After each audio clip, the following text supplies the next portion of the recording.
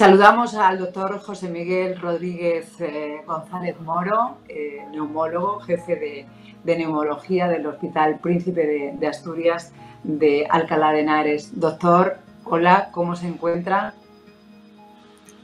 Pues bien, dentro de las circunstancias, un poquito mejor que estos días. Gracias. ¿Con cuántas personas trabaja usted, el equipo, y cuántos son? Pues mi servicio, el servicio de neumología del Príncipe de Asturias, lo formamos 11 médicos de staff, 8 mujeres, 8 chicas, 3 chicos, y luego tenemos 5 enfermeras, aparte de todas las enfermeras que forman la planta, auxiliares, celadores. Es decir, es un servicio grande que atendemos a una población de unas 250.000 personas. Es un área grande, Alcalá de Henares. Y de todo este equipo, ¿cuántos se han contagiado en ese tiempo, doctor? ¿O ninguno? Pues el índice de contagio que hemos tenido está en alrededor del 30% de la plantilla. Cierto es que algunos de mis médicos con la famosa PCR negativa, pero estábamos seguros que era COVID, ¿no? Que eran falsos negativos de la PCR. Pero sí, entre un 25 y un 30% hemos tenido 3 médicas y un médico que han estado enfermos con sintomatología sugestiva de infección por COVID-19. Y en cuanto a los materiales, la protección necesaria para ustedes, ¿en qué situación están en estos momentos? ¿Ya tienen lo que necesitan? ¿Se sienten protegidos? Sí, después de una primera fase en la cual pues hubo cierto descontrol en cuanto al material, ahora disponemos de un material adecuado, de mascarillas de las famosas FP2 de alta protección, disponemos de tanto de mamparas para el rostro como de gafas, como de monos o batas ya en condiciones. La verdad que esa primera fase ahora mismo la hemos superado y el personal trabaja con unas condiciones de seguridad que estimo que son las adecuadas. ¿De cuántas personas estamos hablando, doctor? ¿De cuántos pacientes, si es un hospital solo dedicado a COVID-19, desde los primeros casos hasta hoy? Hemos llegado a tener más de 600 pacientes ingresados. Es un hospital de 500 camas, es decir, teníamos todas las camas dedicadas a pacientes COVID, más 100 o 150 camas en espacios no habilitados habitualmente para ingresos hospitalarios, pero quien ha soportado una presión muy grande ha sido el servicio de urgencias. Hay que tener en cuenta que muchos pacientes que eran atendidos en el servicio de urgencias eran derivados porque no reunían criterios de gravedad a su domicilio para un seguimiento por parte de los médicos de atención primaria, y luego la presión tan tremenda que sigue soportando la UCI, una UCI nuestra de unas 16 camas, pues estamos en 40 camas de UCI. Es decir, la UCI son los ubistas habitualmente, los intensivistas, y se incorporó todo el servicio de anestesia. Se incorporaron zonas que habitualmente no son UCIs, son zonas de reanimación de pacientes postoperados, el hospital de día, todas estas zonas que reunían criterios se incorporaron para atender a los pacientes más graves, para ampliar la UCI.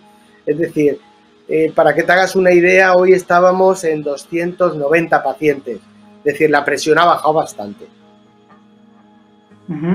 ¿Y cómo se han enfrentado a un virus tan desconocido? Ustedes, los neumólogos, los médicos, ¿con qué medicamentos? Oímos hablar de varios, ¿no? ¿Qué saben a día de hoy, después de este mes y medio ya atendiendo a los pacientes? Que hemos encontrado pues 2 fases en esta enfermedad, ¿no? Una primera fase, esta fase de los primeros 7 días, donde predomina la fiebre, el malestar general y que afortunadamente muchos pacientes queda en una fase pseudogripal o de una gripe a lo bestia o menos a lo bestia.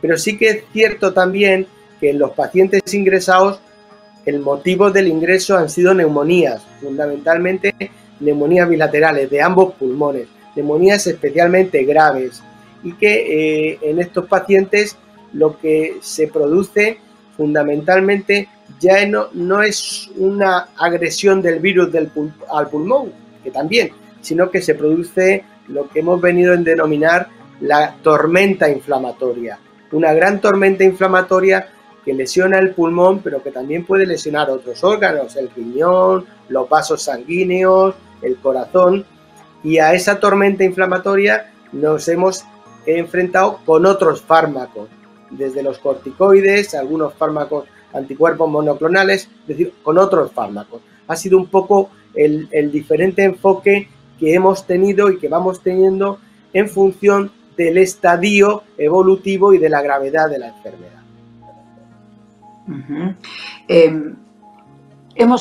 He leído cosas que a una gran parte de la sociedad nos ha preocupado mucho, doctor, ¿no? Que en momentos de emergencia, cuando no había respiradores, UCIs para todo el mundo, se elegía por edad, se elegía darle el respirador y la UCI a aquellas personas que tenían más probabilidades de sobrevivir.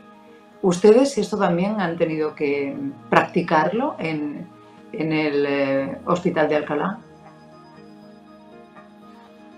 Es evidente que en los momentos de gran afluencia, los médicos, fundamentalmente de intensivos, siempre se hace lo que se llama un triaje de pacientes.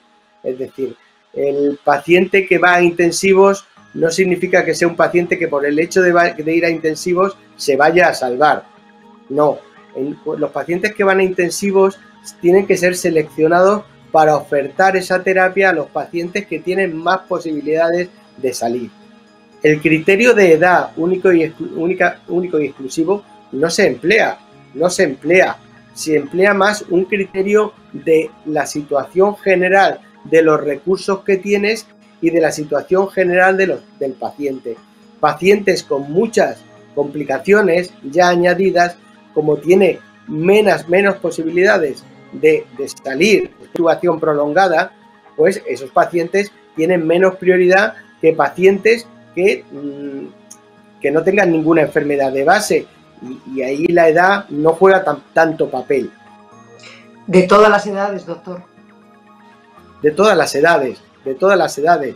Cierto es que cuando un paciente es más mayor, siempre tiene más posibilidades de tener enfermedades acompañantes que le empeoran el pronóstico y que hacen que en el triaje pues sean menos elegibles de cara a una intubación que pacientes más jóvenes que no tengan enfermedades asociadas que agraven y que imposibiliten un éxito de una terapia intensiva. Cuéntenos cómo funciona. Ustedes, hay un registro, lógicamente, de las personas fallecidas, pero no se cuentan como muertes por el coronavirus si no se tiene el diagnóstico. Esa gente no va a existir de momento, no sé cuánto tardará,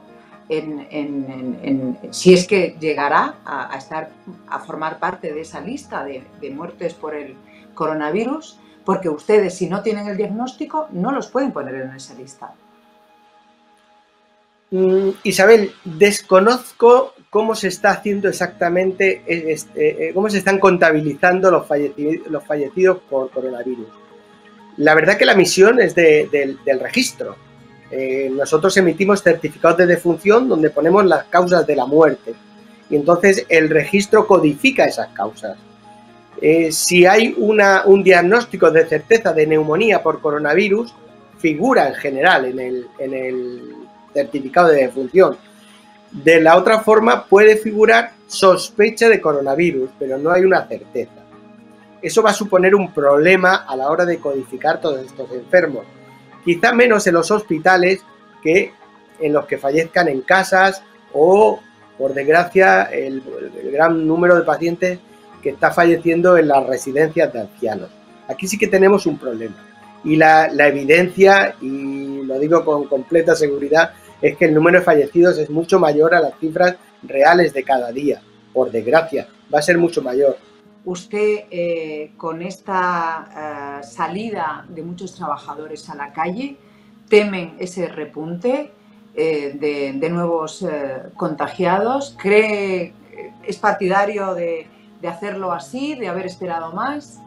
En algún momento hay que ir liberando el confinamiento. Es evidente que no podremos vivir toda la vida así. Si nos equivocamos al abrir la mano, las consecuencias las veremos dentro de 15 días, cuando empiecen un repunte de casos. Con lo cual creo que hay que ser muy cautos, muy prudentes y sobre todo concienciar a todas estas personas que ya se van incorporando a sus medios de trabajo de todas las medidas de precaución, incluyendo mascarillas, lavados de manos, separaciones, etc. Los psicólogos hablan de que las secuelas durarán mucho y serán muy duras en el tiempo.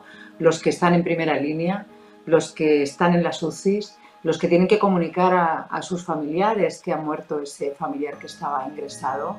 Esa parte psicológica, ¿cómo se puede llevar? Supongo que habrán necesitado ustedes, sus compañeros, esas doctoras, esas auxiliares, enfermeras de los que usted hablaba, ¿ayuda psicológica la han tenido? Sí, rápidamente se realizó un protocolo por parte del Servicio de Psiquiatría y Psicología de apoyo a lo largo de todas las jornadas, de las 3 jornadas, la tarde, la mañana, la tarde y la noche, y eso ha existido en el hospital desde el primer momento, porque también es cierto que el desgaste físico ha sido grande, pero el desgaste psíquico de ver ese volumen de enfermos tan grandes, tan malitos, en tan malas condiciones, pues toda mi gente ha llorado, todos los médicos, enfermeras han llorado. Yo todas las tardes siempre llamo al que está de guardia para que se desahogue un poquito. Pero superado lo peor de algo, de una crisis sanitaria, doctor, para la que nadie estaba preparado, ¿no? Ningún hospital, ningún país del mundo, y estamos en la mejor parte del mundo. Pues la esperanza de vida supera con creces los 80 años, pero eso hace que a lo largo de estos años empecemos a tener muchas enfermedades crónicas, diabetes, hipertensión, demencia tipo Alzheimer, enfermedad respiratoria crónica, asma, etcétera, muchísimas enfermedades crónicas, y estábamos diseñando los hospitales y el sistema de salud para atender a estos pacientes. Pensábamos que la atención al enfermo agudo éramos unos linces, lo teníamos superado. Nuestras urgencias atendían a los pacientes rápido y con una tasa de éxitos tremenda. O sea, un paciente que tiene un infarto, un paciente que tiene un problema vascular, un paciente que tiene un navajazo en el estómago, un paciente que tiene una perforación abdominal, un paciente tumoral con tumores complicados. Estos pacientes, la medicina ha progresado tanto que les podemos ofertar muchísimas cosas nuevas. Y de repente nos encontramos con que los crónicos desaparecen de nuestro radar y tenemos una gota fría, una dana de enfermos agudos que nos ha superado, que nos ha desbordado, y desde luego que no estábamos preparados, ni creo que se pueda estar preparado, ni era previsible esto, en un país del primer mundo con un sistema sanitario tan bueno como el que tenemos. ¿Usted cree que, ya para terminar, doctor, que además de aplaudir a las 8 de la tarde cuando pase esta pandemia, compensaremos a los sanitarios, a los que han salvado la vida, a las personas que están en primera línea sacándonos de esta? ¿Sabremos apreciar lo que tenemos y quién importa de verdad en esta sociedad? Pues espero que no se olvide el tremendo esfuerzo que hemos hecho, que estamos haciendo y que vamos a seguir haciendo. Nosotros pasamos, vemos al paciente, nos vamos al despacho y nos vamos al ordenador a escribir todos los datos, a hacer las peticiones. Pero una enfermera que entra en una planta COVID pasa 8 y 10 horas en esa planta. Y eso es más duro todavía que para un médico. O sea, creo que no debemos olvidar el esfuerzo de médicos, enfermeras, auxiliares, celadores, auxiliares administrativos, gestores, y que esto nos tiene que servir para aprender y para que nuestras autoridades dediquen los recursos necesarios para seguir disponiendo de una sanidad pública y de una sanidad privada también de calidad. Pues doctor, muchísimas gracias por su tiempo, por atendernos. Un abrazo para todo su equipo.